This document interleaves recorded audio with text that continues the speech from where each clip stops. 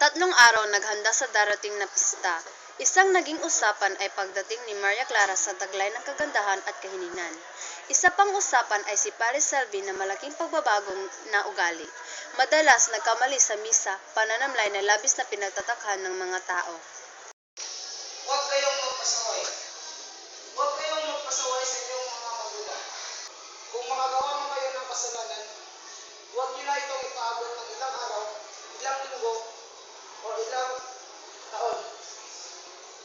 Dapat, kung nakagawa man kayo ng kasalanan, tumingin na kayo agad ng payo sa amin.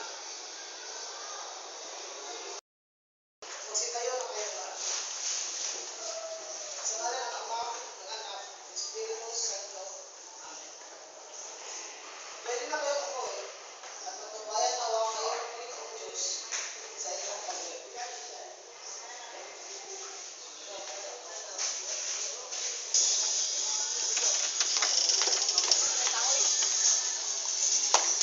Alam mo, madalas siya natitigilan kapag nagmimisa at hindi na rin nakikipag-usap sa iba. At kapansin-pansin rin ang kanyang pangayat.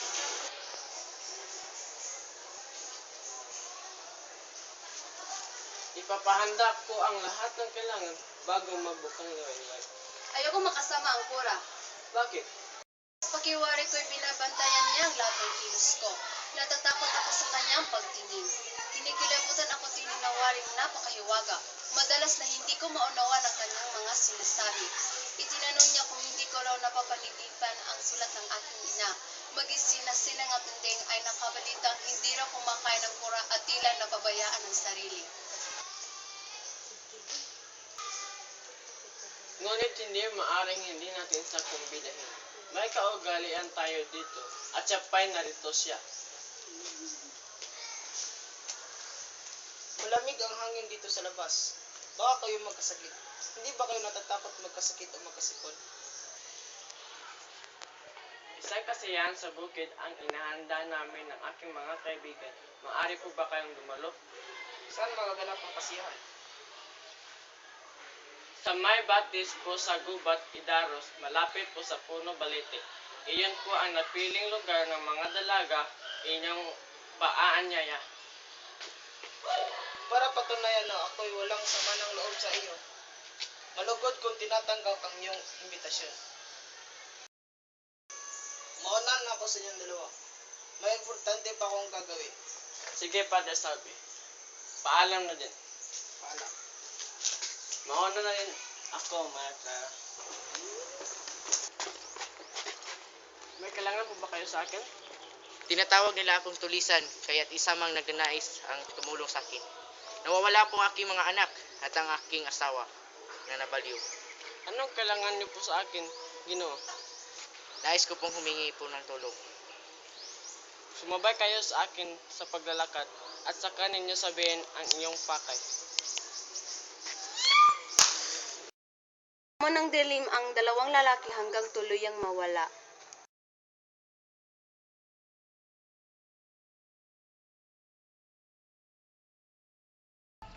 Madaling araw ay naglakad patungo sa lawa. Masaya ang mga kadalaga kasama ang ina at tiyahin. May kasamang katulong babae, may baong pagkain para sa piknik. Nagtawanan at nagbiroan habang naglalakad. Huwag nga kayong maingay. Hindi ganyan ang dalagang Pilipina ng kanahunan namin. Kailan maibig ba malimos? Magandang umaga, mga binibini. Di kaya uulan? Huwag kayong mag-alala, marunong akong lumangoy.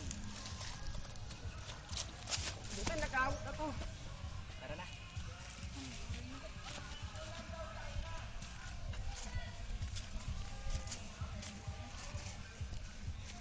Nang dumating sa may buklad, si Anding ang tumugon sa utos ni Tia Sabel. Hiniling awitin ni Victoria ang kundiman ng pinag-iisang natigilang paawitin si Maria Clara. Natulala ang lahat sa kagandahang tinig ni Maria Clara. Isang mangingisda nag-asikaso pagsalok ng isa sa baklad.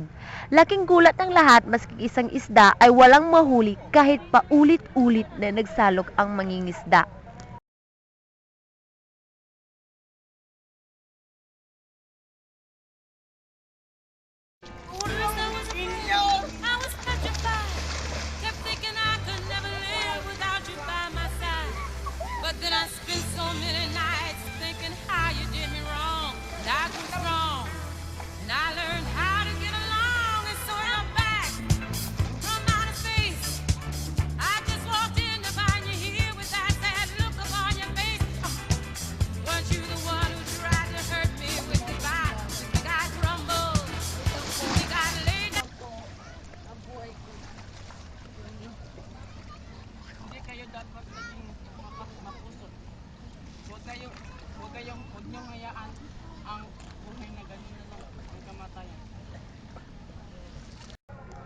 Lumipat sila ng baklad para doon sumalok ng isda.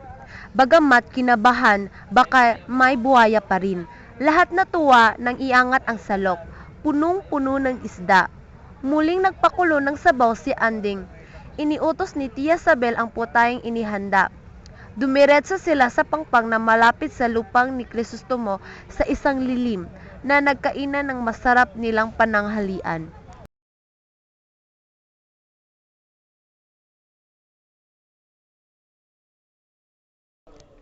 Natamlay si Pare Salvi hanggang natapos ang misa. Natanggap siya ng sulat na lalo siyang matamlay at hindi nakakain. Hindi nagpakiling, nagpahangin sa bulwagan habang hawak ang sulat na nakamulok. Ipinahanda ni Pare Salvi ang karwahe patungong gubat kung saan nagaganap ang kasiyahan. Hindi nakapasok ang karwahe kaya ipinag-utos na iwanan. Nasa liblib na lugar, makarihing ang matitinis na halighikan. Nakita ni Pare Salvi ang mga dalagang nagtampisaw sa batis. Malayo si Maria Clara at hindi na nakinig sa sama ng loob. Naglakad siya para hanapin ang kasamahan na roon sa piknik. Sinalubong ng mga dinatnan sa piknik. Napansin ni Alperes ang mukha ng kura. Sino ka ang parating? Oh, Padre Salve. Oh, Padre Salve. Anong nangyari sa'yo? Tila nasugatan ka. Naulog pa kayo? Hindi, naligaw ako. Napadpad ako sa kung saan-saan. Oh, Maria Clara. Hindi sa pagkula. Dumating ang pananghalian sa pangunguna ni Crisostomo, Pare Salvi, Alperes, Kapitan at ilan pang gobernadorcillo. Napag-usapan ang pagsapit ni Padre Damaso kung saan nilapastangan at binugbog sa kalye. Hindi sila makapaniwala. Hanggang ngayon, nakaratay pa sa Padre Damaso. At kilala niyo sinong gumawa niya. Pare Salve. Oo.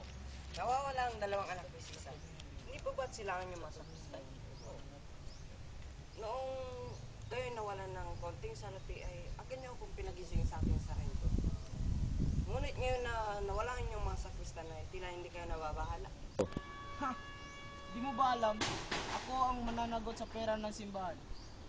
Tunay nga po kayong isang taong banal. Nais ko pong ipagamot na mabaeng nabaliw. At sa tulong ninyo, may pahanap ko na ang nawawalang mga bata. Dinukot ni Ibarra ang telegrama sa kanyang bulsa. Pinagtibay ang pakiusap, ituloy ang balak. Iniabot ang kalahating telegrama kay Maria Clara. Isang paaralan ng mga batang babae at lalaki ang aking ipapatayo sa bayan. Ang kaputol ay kay Sisa sa pinakamasamang sagot. Nalaman ni Pare Salvi ang laro at nagalit, kaya pinunit-punit ang aklat.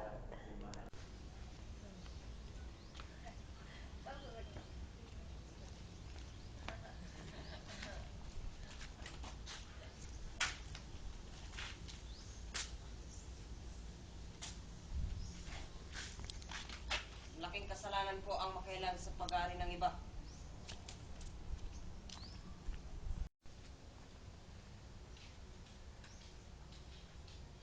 Bakit ka nandito? Nasaan na piloto niyo si Elias? Bakit? Kailangan namin siyang dakpin dahil siya ang bumugbog kay Padre Damaso. Hindi ko ibig makialam siyang tungkulin. Ngunit kaalis lamang ng Alperes. Kung maaga pa kayo na nakasalot pa kayo sa aming pinanghalian. Ipinahalughog ang sarhento ang buong paligid ngunit wala si Elias. Pinatunayan ni Leon kay Crisostomo na si Elias ang nahulog sa Alperes sapagkat sa sagasaan pasang may kahoy. Napilitan si Elias na paluin ang kabayo sa ulo na naging sanhi ng pagkahulog sa labale. Tinawag ni Victoria si Elias na tulisan.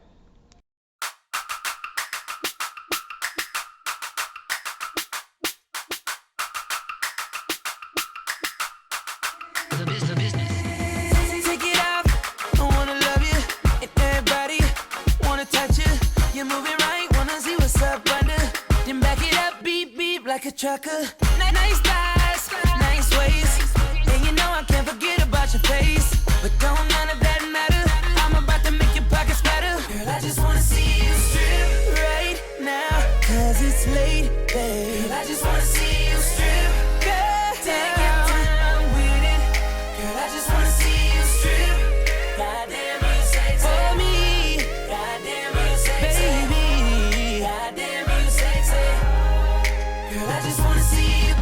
Got my shades on, with my J's on. In the club with a pocket full of ones. This girl booty out of control. Nawawala po She ang go aking up mga and anak. down the pole. Which one I'ma take home? Get my freak on. If you ain't freaking, we ain't speaking. You think I'm playing? Let me see you back it up and down. Yeah, I wanna see your legs in the air. Baby, don't worry about your hair. Strikes. I don't give a damn about that. In the club, they play my song. Turn it up, play it all night long. If you think you can, and you know you can, I'ma give you all the money, money, money. Right now, 'cause it's late, babe. I just wanna see you strip. Girl, take your time with it.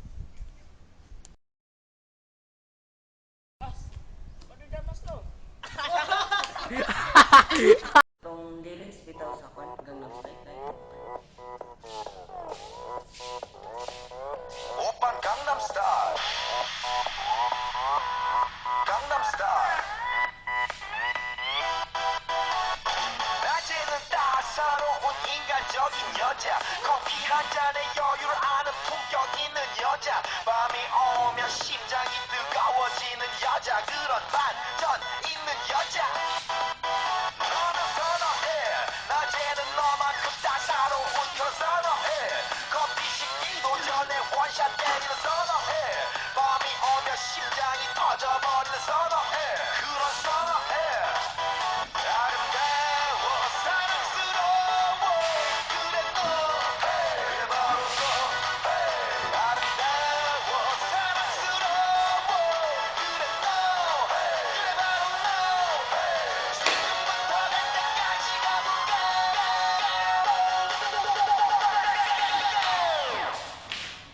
오빤 강남스타일 강남스타일 오빤 강남스타일 강남스타일 오빤 강남스타일 섹시 레이디 오빤 강남스타일 섹시 레이디 성숙해 보이지만 놀 땐 노는 여자 이때다 싶으면 묶었던 머리 푸는 여자 가렸지만 웬만한 노출보다 야한 여자 그런 감각적인 여자 나는 선어해 점잖아 보이지만 놀 땐 노는 선어해 내가 되면 완전 미쳐버리는 선어해 근육보다 사상이 울퉁불퉁한 선어해 그런 선어해 아름다워 사랑스러워 그래 너 그래 바로 너 아름다워 사랑스러워 그래 너 그래 바로 너 지금부터 갈 때까지 가볼까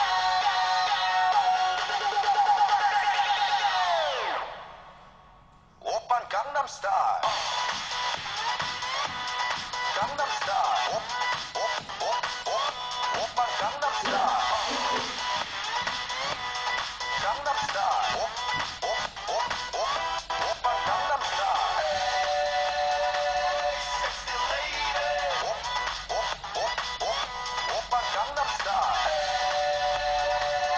섹시 레이디 B는 너, 그 위에 나는 너 Baby baby 나는 뭘 좀